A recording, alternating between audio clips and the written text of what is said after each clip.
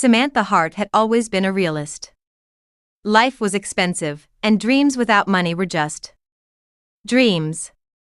So when she met Harold Whitman at a charity gala in Manhattan, she saw opportunity, not romance.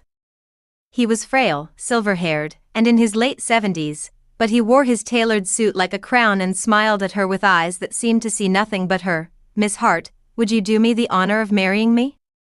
Harold asked, voice trembling slightly, but his grip on her hand was surprisingly strong. Samantha's heart skipped, not with love, but with calculation. She knew about his wealth.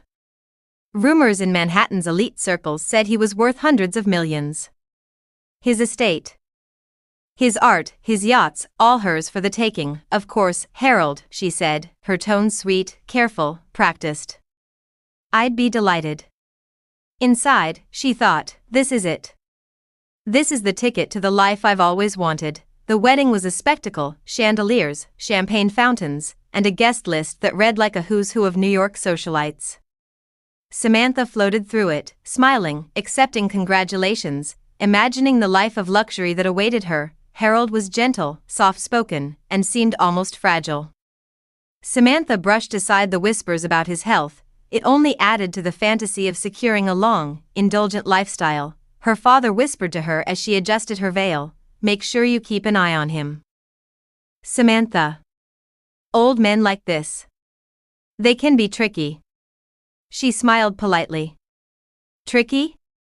She knew exactly what she was doing. The mansion was quiet after the celebration. Samantha led Harold to the master suite, imagining a future of effortless wealth and glamour. But as he closed the door behind them, his expression shifted. Before anything else, "Samantha, there's something I need to tell you," Harold said, voice trembling. Her smile faltered slightly. "What is it?" He took a deep breath. "I'm not the man you think I am. I'm not rich." Samantha froze. "Excuse me?"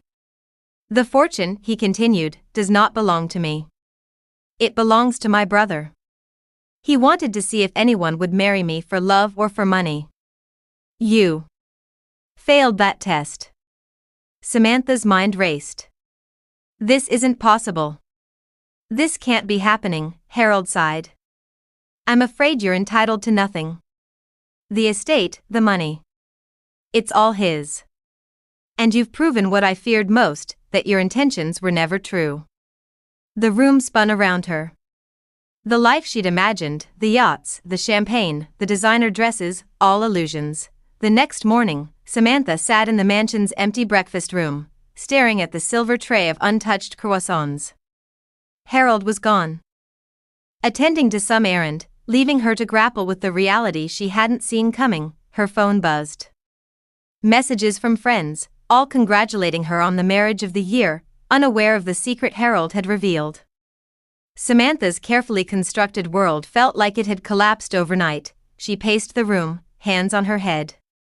How could I have been so blind? And then it hit her. She had been so sure, so certain of what she was about to gain, that she hadn't even considered the possibility that she was being watched, tested, even humiliated. Over the next few days, Samantha tried to regain control. She called her lawyer, demanded access to accounts, and threatened legal action. But Harold's lawyer, calm and precise, explained, "The estate is not yours. Harold himself has no assets in his name. This was a marriage built on conditions set by his brother." Samantha's anger flared. Her dream of instant wealth had turned into a nightmare. Every interaction with Harold's brother, whom she'd never met, now seemed like a looming judgment, and yet there was something unnerving about Harold himself. Frail, almost fragile, yet he had orchestrated the entire test, and his calm, gentle demeanor made her question her own motives. Samantha stormed into Harold's study, intent on confronting him. He sat behind the mahogany desk, hands folded, a calm smile on his face. "I want answers," Samantha demanded, her voice sharp. "Why didn't you tell me the truth before the wedding?" "I thought we were. You thought I was wealthy," Harold interrupted softly. "And I let you think that. Not because I wanted to deceive you, but because I needed to see if your intentions were genuine." Her jaw dropped. "So you tricked me?" I didn't trick you, he said, voice steady. I tested you. And you failed. Samantha's anger flared, but beneath it, a flicker of unease appeared. Harold wasn't bitter, didn't mock her. He simply looked at her. Patient, like someone who had seen this coming long before she did. Harold's brother, Richard, was nothing like Harold. Tall, imposing, sharp-eyed, and clearly the real heir to the fortune Samantha had chased. Ah, you must be Samantha, he said smoothly. Harold told me all about you. Samantha forced a smile. Yes. I mean, thank you for seeing me. Richard's gaze pierced her. I understand why you married Harold. But wealth built on deceit is never yours. I hope you understand that now. Samantha felt the walls closing in. Every glamorous fantasy she'd constructed vanished. She realized, perhaps for the first time, that her ambition had blinded her. News of the wedding, and the shocking revelation, leaked to the gossip magazines. Headlines screamed about the gold digger's humiliation and marriage scam foiled. Samantha's friends whispered behind her back. Invitations stopped coming.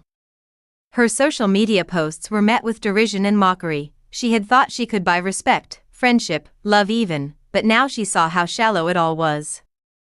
Everything she valued was tied to money, and without it, she felt naked. Samantha swallowed. I know I've been awful. I wanted to manipulate, to take, to gain. But I see now it was all wrong. Harold studied her quietly. Do you understand why I did this? Yes, she whispered. To teach me that greed and lies lead nowhere. A faint smile curved his lips. Exactly. Some lessons are learned the hard way. Samantha felt her eyes sting. She had expected anger, ridicule, maybe even humiliation. But Harold's calm, measured presence was almost comforting. Harold continued, the fortune isn't mine, Samantha. It belongs to my brother. Everything you thought you were gaining, you never had a claim to. Samantha nodded, swallowing the lump in her throat. I know. I accept that now.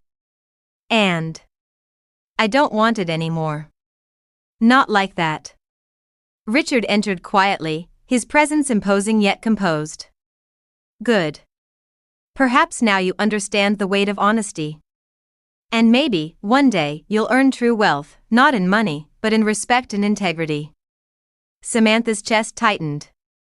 The words cut deeper than any insult or humiliation. For the first time, she felt small. But clear. Over the following weeks, Samantha began to rebuild her life.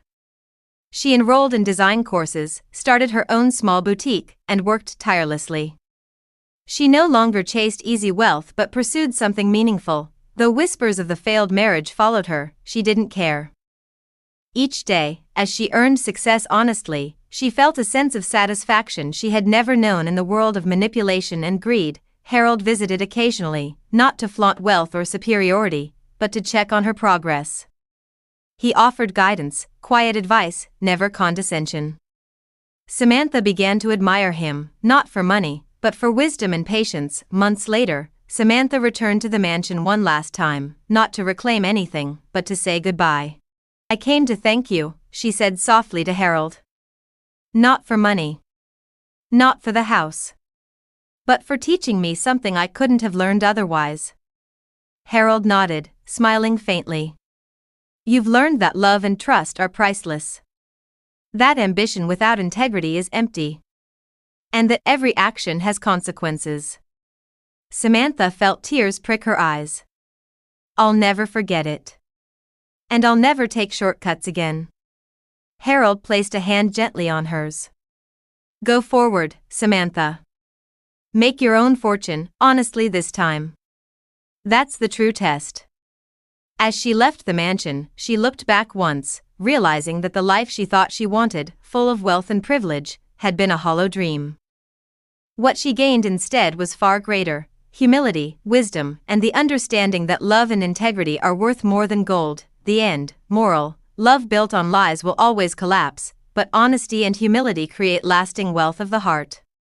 My name is Temille Deebs. Please subscribe and make sure to click on the notification button to know when we upload a new video. Also like, share and comment your thoughts. Thank you, and I will see you in my next video.